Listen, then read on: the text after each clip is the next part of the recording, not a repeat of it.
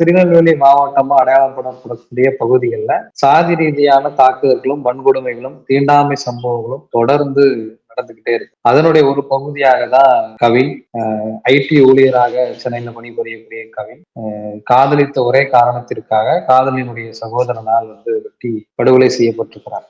இது ஒரு இப்ப நடந்திருக்கக்கூடிய ஒரு சம்பவம் மட்டுமல்ல. கடந்த ஒரு 3 மாசத்துக்கு முன்னாடி கூட கள்ளக்குறிச்சியில இருந்து திருநெல்வேலிக்கு வரவழைக்கப்பட்டு இதே மாதிரியான ஒரு காதல் சம்பவம்.